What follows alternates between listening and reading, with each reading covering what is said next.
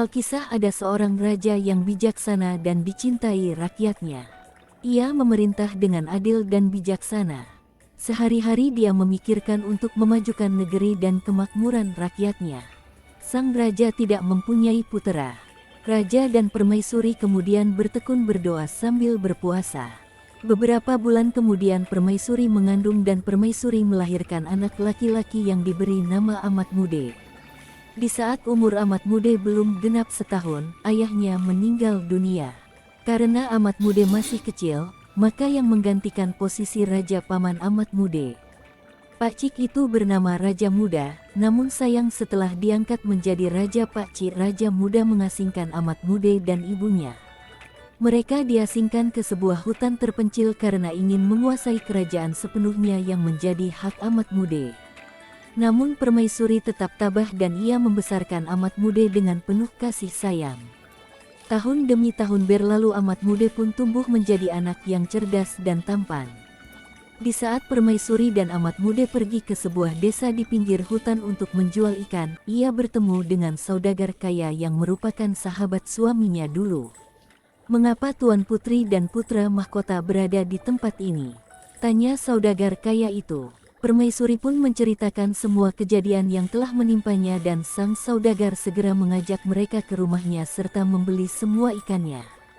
Sesampainya di rumah, saudagar itu menyuruh istrinya segera memasak ikan tersebut. Saat sedang memotong perut ikan, sang istri terkejut karena dari perut ikan itu keluar telur ikan yang berupa emas murni. Kemudian, butiran emas tersebut dijual ke pasar oleh istri saudagar. Uangnya digunakan untuk membangun rumah permaisuri dan putranya.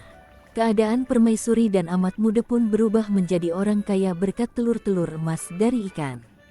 Cerita tentang kekayaan permaisuri dan Amatmude pun sampai ke telinga Raja Muda. Segera Raja Muda memanggil Amatmude ke istana. Ia memberi perintah Amatmude mencari kelapa gading untuk mengobati penyakit istri Raja Muda di sebuah pulau yang terletak di tengah laut yang banyak binatang buasnya. Jika gagal, raja mengancam agar Amatmude dihukum mati. Tapi niat Amatmude tulus agar istri sang Raja Muda sembuh. Amatmude pun segera berangkat mencari kelapa gading. Setibanya di pantai, Amatmude duduk termenung.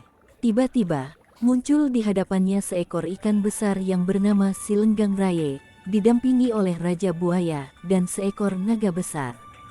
Silenggang Raye, Raja Buaya, dan seekor naga pun membantu Amatmude menemukan pohon kelapa gading, dan ketika Amatmude memetik buah kelapa gading, terdengarlah suara seorang perempuan.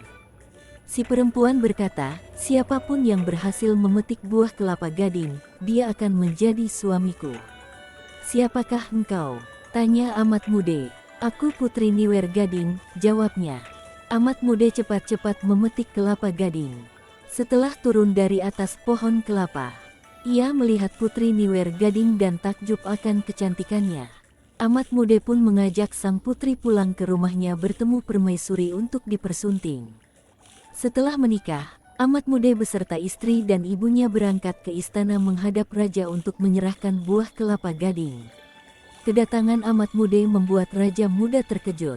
Dalam hati sang raja, orang yang berhasil melewati rintangan di Pulau Angker pastilah orang sakti. Raja Muda akhirnya sadar akan kesalahannya dan memohon maaf. Amatmude akhirnya dinobatkan menjadi Raja Negeri Alas.